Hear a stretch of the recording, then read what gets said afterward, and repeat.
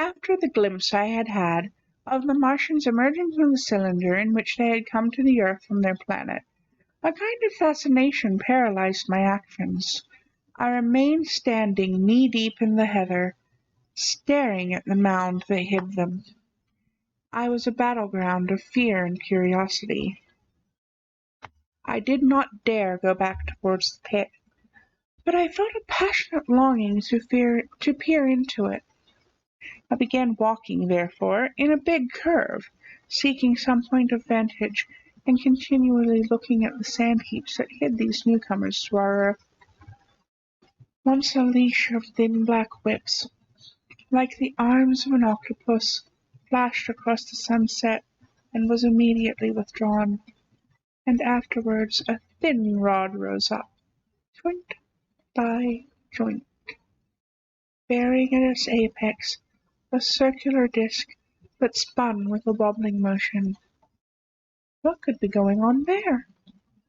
Most of the spectators had gathered in one or two groups.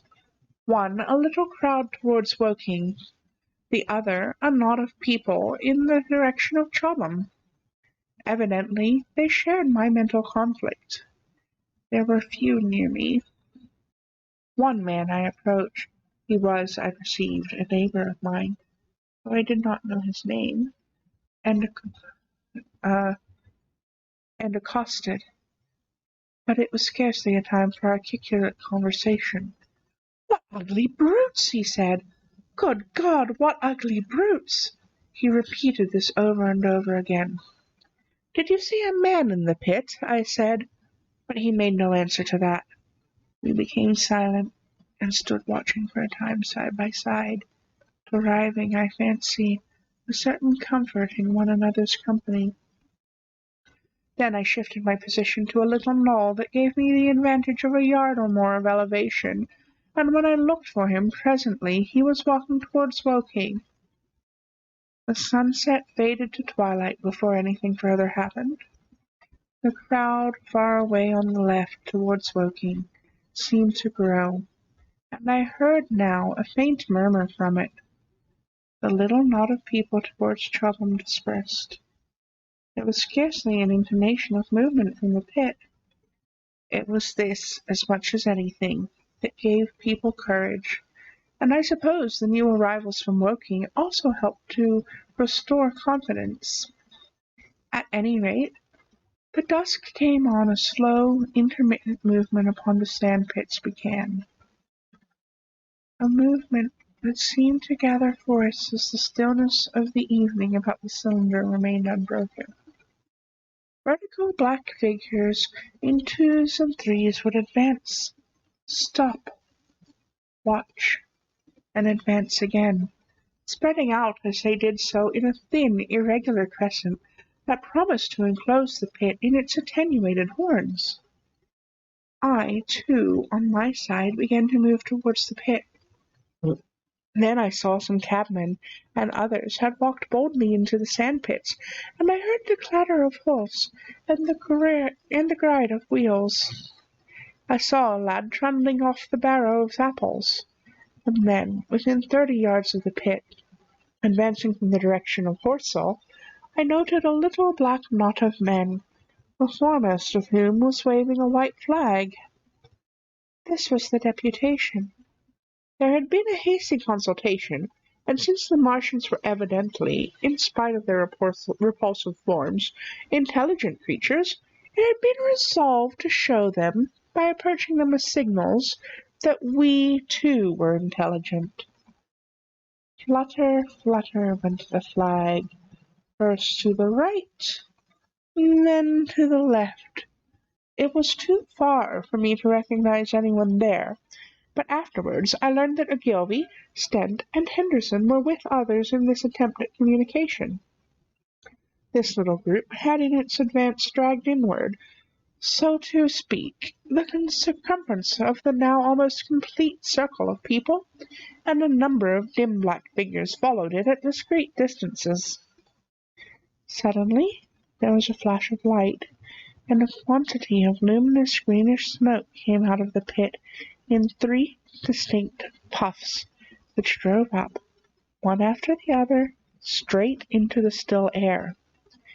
This smoke, or flame perhaps would be the better word for it, was so bright that the deep blue sky overhead and the hazy stretches of brown common towards Chertsey, set with black pine trees, seemed to darken abruptly as these puffs arose, and to remain the darker after their dispersal. At the same time, a faint hissing sound became audible. Beyond the pit stood the little wedge of people with the white flag at its apex, arrested by these phenomena. A little knot of small, vertical black shapes upon the black ground. As the green smoke rose, their faces flashed out pallid green and faded again as it vanished. Then, slowly, the hissing passed into a humming, into a long, loud, droning noise. Slowly, a humped shape rose out of the pit, and the ghost of a beam of light seemed to flicker out from it. Forthwith, flashes of actual flame, a bright glare, leaping from one to another, sprang from the scattered group of men. It was as if some invisible jet impinged upon them and flashed into white flame. It was as if each man were suddenly and momentarily turned to fire. Then, by the light of their own destruction, I saw them staggering and falling, and their supporters turning to run. I stood staring, not as yet realizing that this was death leaping from man to man in that little distant crowd. All I felt was that it was something very strange, an almost noiseless and blinding flash of light, and a man fell headlong and lay still. And as an unseen shaft of heat passed over them, pine trees burst into fire, and every dry furze bush became with one dull thud a mass of flames. And far away towards Knapp Hill I saw the flashes of trees and hedges and wooden buildings suddenly set alight. It was sweeping round swiftly and steadily, this flaming death, this invisible, inevitable sword of heat. I perceived it coming towards me by the flashing bushes it touched, and was too astounded and stupefied to stir. I heard the crackle of fire in the sand pits, and the sudden squeal of a horse that was as suddenly stilled. Then it was as if an invisible yet intensely heated finger were drawn through the heather between me and the Martians, all along a curving line beyond the sand pits. The dark ground smoked and crackled. Something fell with a crash far away to the left from where the road from Woking station comes out on the common. Forthwith the hissing and humming ceased, and the black dome-like object sank slowly out of sight into the pit.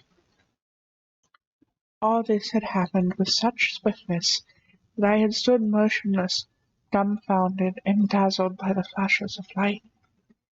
Had that death swept through a full circle, it must inevitably have slain me in my surprise.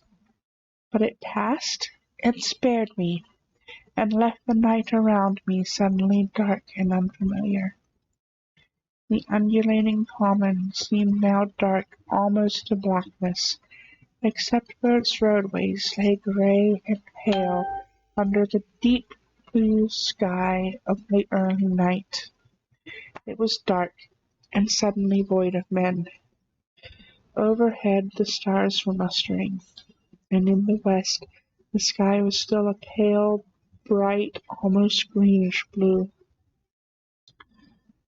The tops of the pine trees and the roofs of Horsell came out sharp and black against the western afterglow. The Martians and their appliances were altogether invisible, save for that thin mast upon which their restless mirror wobbled.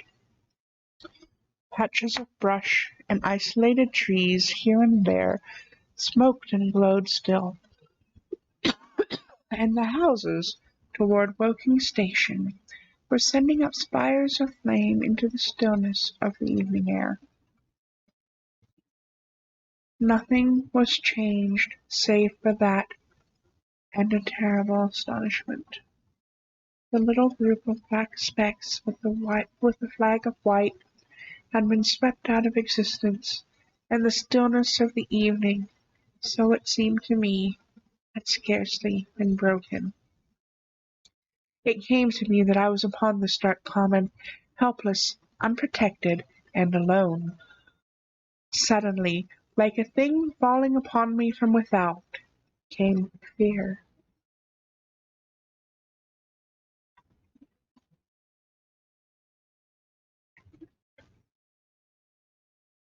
With an effort I turned and began a stumbling run through the heather. The fear I felt was no rational fear, but a panic terror, not only of the Martians, but of the dusk and stillness all around me.